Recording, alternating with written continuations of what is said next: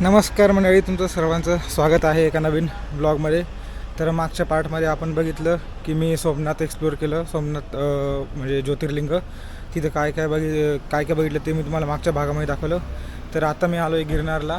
आता 27 तारीख आहे, सकाळचे पहाटेचे 1 वाजलेत आणि मी तिथून आपलं जे वेरावल आहे सोमनाथवरून लगेच मी ट्रेननी आपलं इथं आलो होतो जुनागडला. जुनागड हे स्टेशन आहे जिथं तुम्हाला जर का गिरनारची ट्रेकिंग करायची असेल तर त्या ठिकाणी तुम्हाला उतरावं लागतं. तिथून एक 6.5 किलोमीटरच्या अंतरावर गिरनार हा ट्रेक आहे. जुनागड रेल्वे स्टेशनवरून तुम्हाला 30 रुपये शेअर अशी ऑटो रिक्षा मिळते, जी तुम्हाला गिरनार पायथ्याजवळ सोडते. तर आता आम्ही ट्रेक करायला सुरू करणार आहे. 1 वाजला आहे आज, म्हणजे अजून मुलं रेडी नाही झाली. तर मी इथं एकटाच आलो होतो, पण इथं मला मुलं पुण्याचे काही मुलं भेटले, मित्र नाही पण भेटले मुलं ते.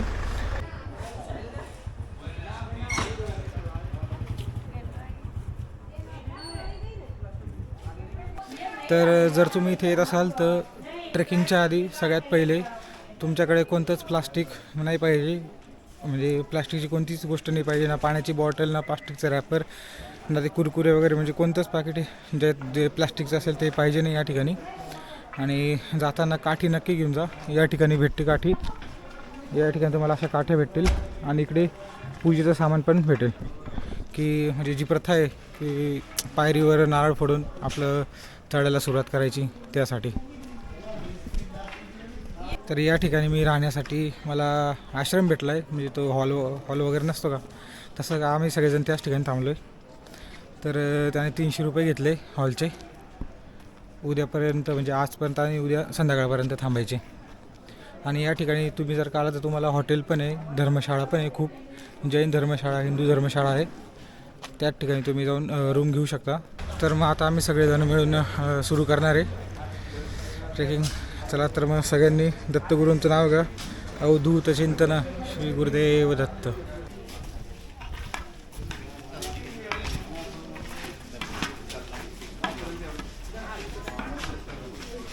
या ठिकाणी सगळ्या सामानाची चेकिंग होते.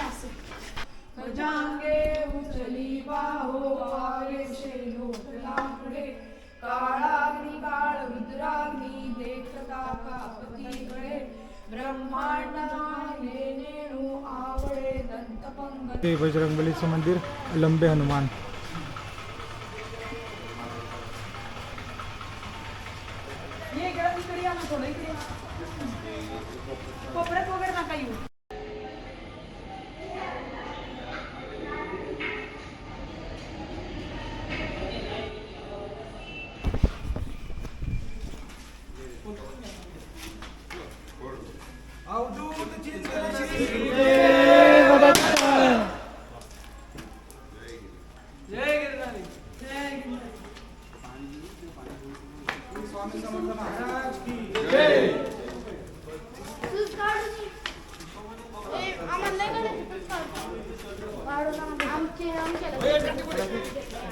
कोपऱ्यात बघ एखादा असेल. चढायला सुरुवात झाली आहे.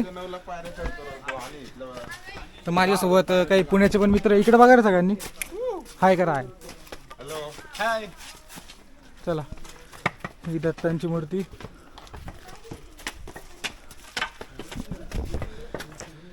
बघू आता, सुरुवात झाली आहे. महाराज आहे आता आपल्यासोबत.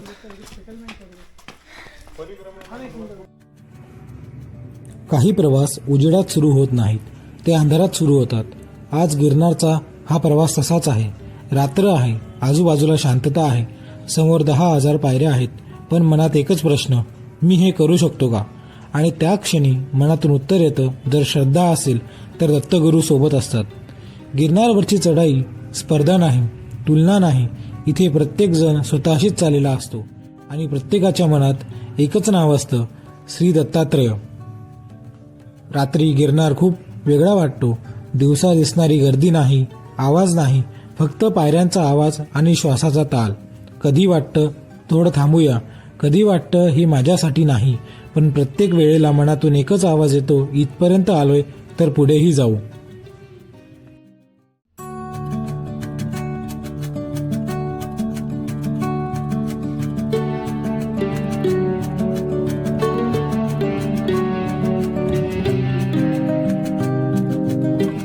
गुरुदेव दत्त. जय गिरनारी.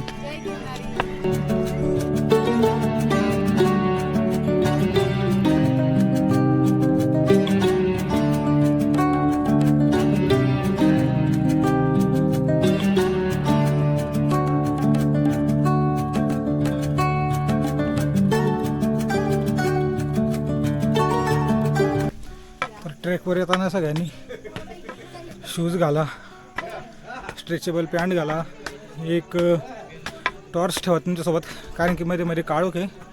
लाईट आहे तशी, पण मध्ये मध्ये पायऱ्या दिसत नाही. तर त्यासाठी टॉर्च पण ठेवा तुमच्यासोबत. पाणी स्टीलच्या बॉटलमध्ये, आणि ORS असेल तर ORS पण ठेवा. जर कोणाला डिहायड्रेशन वगैरे झालं, ORS पिऊ शकता, म्हणजे पाण्याच्या ऐवजी. जसं जसं पायऱ्या वाढतात तसं शरीर बोलायला लागतं. पाय जड होतात, घाम येतो, श्वास खोल घ्यावा लागतो. इथे गिरनार शिकवतो, फक्त शरीर नाही थकत, पण मनही थकतं. आणि अशा वेळी कोणीतरी हात धरावा असं वाटतं. कदाचित तो हात दिसत नाही, पण जाणवतो.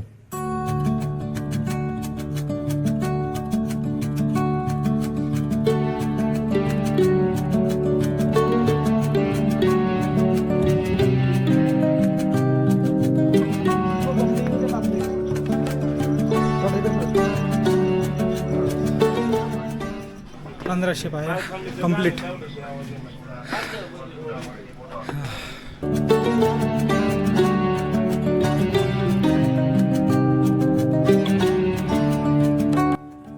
जेव्हा पाय म्हणतात बस आता, तेव्हा श्रद्धा म्हणते अजून थोडं.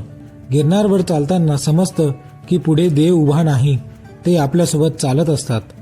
हा प्रवास फक्त मंदिरासाठी नाही, हा प्रवास आपण रोज ज्या गोष्टींशी लढतो त्यासाठी आहे. आपली भीती, आपला थकवा, आपली शंका. 10,000 पायऱ्या म्हणजे 10,000 वेळा स्वतःला सांगणं मी हार मानणार नाही. आणि मग तो क्षण जवळ येतो.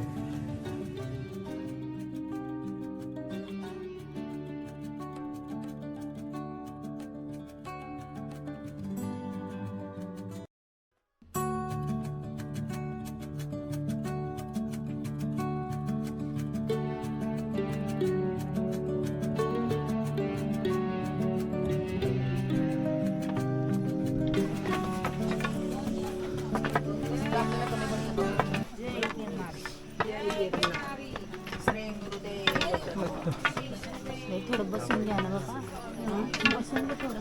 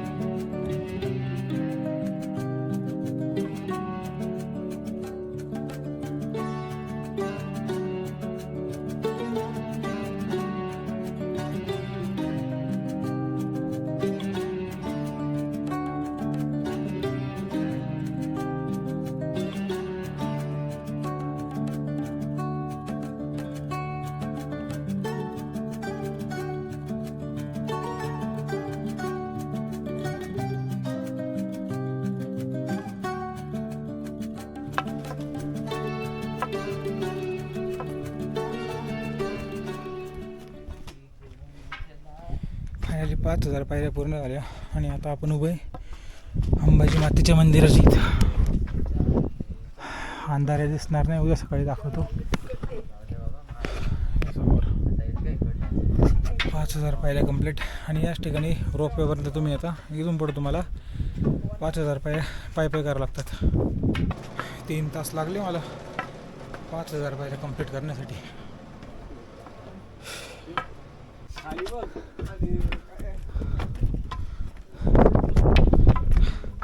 फायनली गोरक्षनाथ टेकडी या ठिकाणी पोहोचलोय. खतरनाक थंडी हवा आहे, धुकं थंडी हवा जबरदस्त.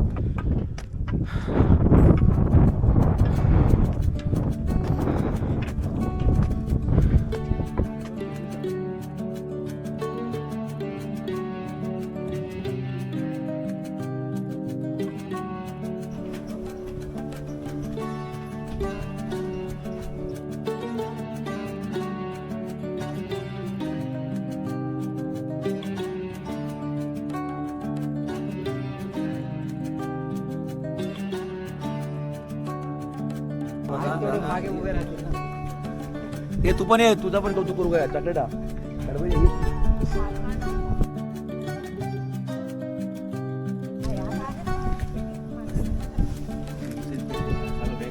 चला चला आता पटापट पुढे चला.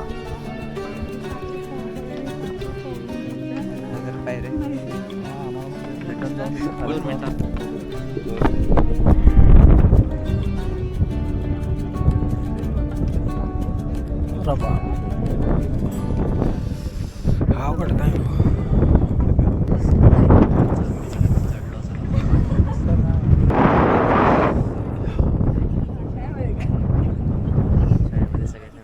कुठला कपडे? डीजे आहे, डीजे आहे.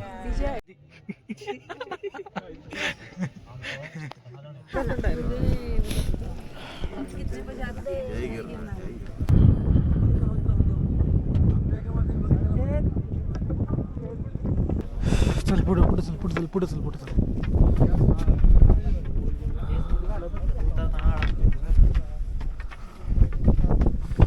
माझा कॅमेरा चालतोय बाई.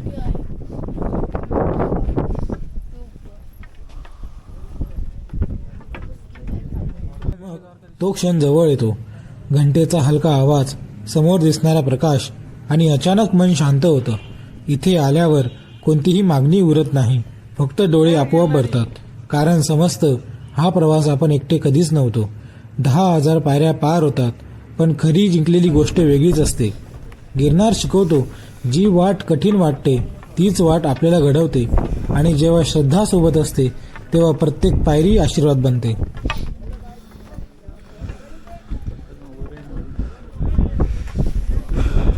चलो. गिरनार पर्वतावरील दत्त मंदिर हे भगवान दत्तात्रेयांनी जिथे प्रत्यक्ष वास केला आणि 12,000 वर्षांपर्यंत तपश्चर्या केली अशी श्रद्धा असलेले एक पवित्र स्थान आहे, जिथे आजही दत्त भक्त आणि योगी तपश्चर्या करतात. तसेच येथील 10,000 पायऱ्या चढून पोहोचतात, जिथे अनेक जैन मंदिरा आणि प्राचीन संस्कृतीचे वैभव दिसते. आज जे दत्तात्रय मंदिर गिरनारच्या सर्वोच्च शिखरावर आहे ते त्याच तपोभूमीचे प्रतीक मानले जाते. म्हणून आजही भक्त मानतात गिरनारवर दत्त अजूनही उपस्थित आहेत.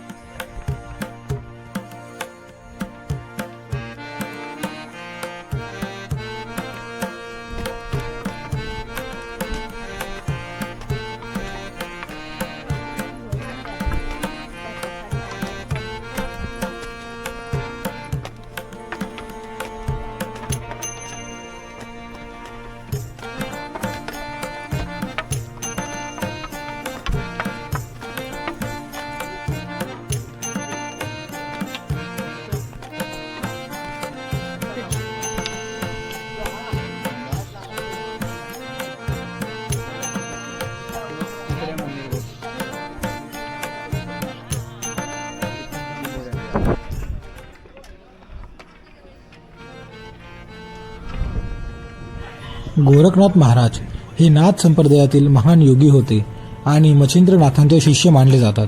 ते योग, हठयोग, साधना, आत्मसाक्षरतेचे प्रणेते होते. गोरखनाथ महाराजांनी गिरनारवर दीर्घ साधना केली. योग साधना, शरीर, मन संयम, तप यांचा अभ्यास इथे केला. गिरनारवरील गोरखनाथ मंदिर हे त्यांच्या तपश्चर्येच्या जागेवर उभारलेले आहे. नाथ संप्रदायामध्ये गिरनारला सिद्धक्षेत्र मानले जाते. दत्त परंपरा आणि नाथ परंपरा इथे एकमेकांशी जोडल्या जातात.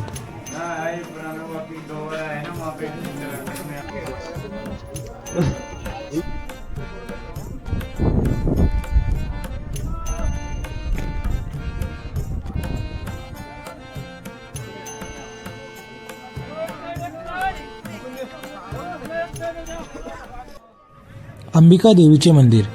अंबिका देवी म्हणजेच पार्वती आदिशक्तीचे रूप. त्या मातृत्व सृजन व संरक्षण याचे प्रतीक आहेत. गिरनार हा शक्तिपूजेचा प्राचीन केंद्र मानला जातो. अंबिका देवीचे मंदिर अंदाजे 7 ते 8व्या शतकाच्या अस्तित्वात आल्याचे मानले जाते. सध्याची रचना सोलंकी काळात विकसित झाली. अशी श्रद्धा आहे की गिरनार पर्वत देवीच्या शक्तीने संरक्षित आहेत. म्हणूनच प्रवासात अंबाजी मंदिराला महत्त्वाचा आध्यात्मिक टप्पा मानतात. जर तुम्हाला 10,000 पायऱ्या चढायच्या नसतील तर तुम्ही रोपवेचा पर्याय निवडू शकता. रोपवे तुम्हाला अंबाजी मंदिराजवळ सोडेल. तेथून दत्त मंदिर आणखी 5,000 पायऱ्या वर आहे.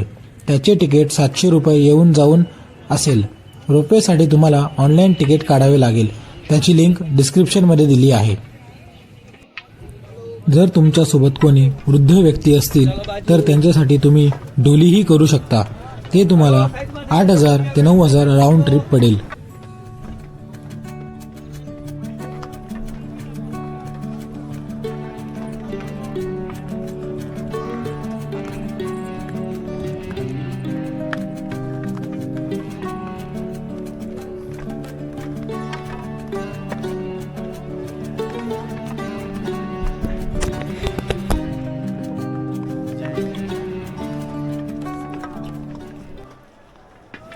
भगवान नेमिनाथ जैन धर्माचे 22वे तीर्थंकर होते. ते अहिंसा, त्याग, संयम यांचे मूर्त स्वरूप होते. जैन ग्रंथानुसार नेमिनाथांनी गिरनार पर्वतावर तप करून कैवल्य ज्ञान प्राप्त केले आणि याच पर्वतावर मोक्ष प्राप्त केला. म्हणून गिरनार हे जैन धर्मात मोक्षभूमी मानले जाते. आमचं दर्शन एकदम अप्रतिम झालं. मगाशीच दर्शन करून आलो. म्हणजे मध्ये काही घाई वगैरे नाही करत, सगळ्यांना व्यवस्थित दर्शन करून देतात. आम्ही सकाळी लवकर 4:30लाच पोचलो होतो वरती आणि जवळपास 1 तास तिथं आम्ही बसलो होतो जिन्यावर. कारण की ते पुजारी नव्हते आले आणि आरती त्यांनी 6:30 वाजता त्यांनी आरती केली होती. त्याच्यानंतर त्यांनी आम्हाला दर्शनासाठी मध्ये एंट्री दिली. तो खूप अप्रतिम दर्शन झालं. आणि दर्शन झाल्यानंतर तिथे खाली दत्त धुनी म्हणून आहे, तर त्या ठिकाणी तुम्ही जाऊन दर्शन घेऊन प्रसाद पण घेऊ शकता. आता खाली चाललोय आम्ही. गिरनार हा फक्त डोंगर नाही, तो आहे दत्तगुरूंची तपोभूमी, गोरखनाथांची साधना, अंबिकेची शक्ती, नेमिनाथांचा मोक्ष. म्हणून गिरनारवर चढताना लोक म्हणतात, इथे प्रत्येक पायरी इतिहास सांगते.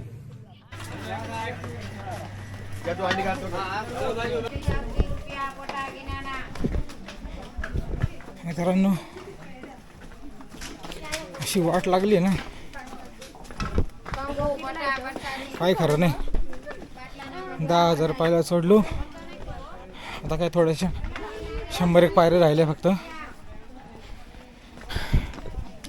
जेवढं चढताना नाही वाटलं ना, त्याच्यापेक्षा डबल तिप्पट उतरताना त्रास होतोय. एक ताकदच नाही पाय, डायरेक्ट जबरदस्ती चालतंय पाय. खतरनाक वाट लागली.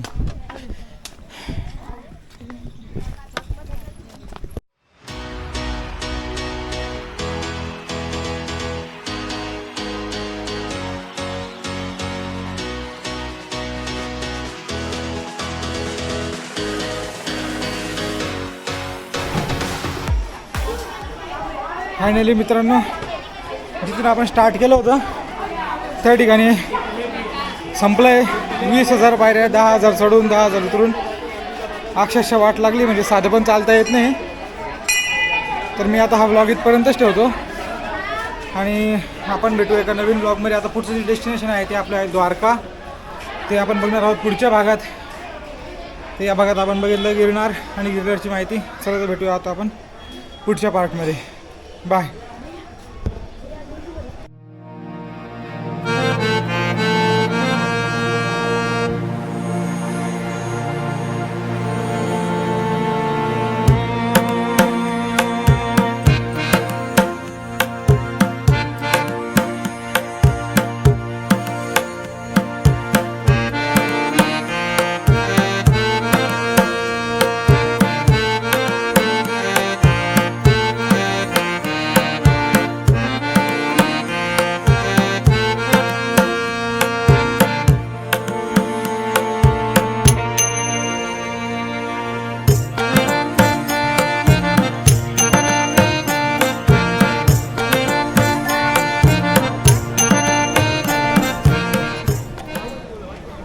खूप अप्रतिम प्रसाद होता.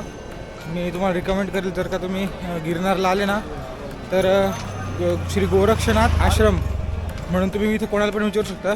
गिरनार तलाठीपासून म्हणजे पायथ्यापासून हे सगळे लोक तुम्हाला सांगतील. निःशुल्क प्रसाद आहे एकदम. आणि सर्व महत्त्वाचं म्हणजे एवढं मोठं आश्रम आहे पण एकदम क्लीन आहे. एकदम जबरदस्त स्वच्छता म्हणजे मेंटेन केलेली. आणि भांडे वगैरे पण म्हणजे जे आपण ताट वगैरे खातो जेवण करतो ताटात ते आपलंच धुवावं लागतं. त्याची पण एकदम सिस्टीम बनवलेली आहे प्रॉपर. म्हणजे भारी आहे जर तुम्ही आला ते. कारण की हॉटेलच्या जेवणापेक्षा तर खूप भारी आहे. आणि जेवणाला जो प्रसाद आहे त्याची चव तर भारीच लागते.